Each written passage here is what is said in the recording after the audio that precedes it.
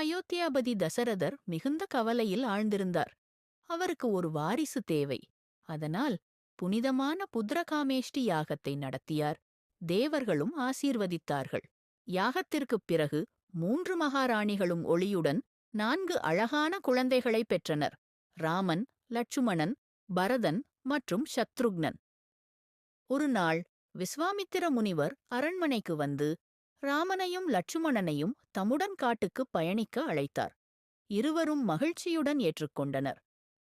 காட்டுவழியில் அரக்கித் தாடகை அந்த முனிவரின் யாகத்தை தடுத்தாள். ராமன் தனது வில்லால் அவளை வீழ்த்தினார்.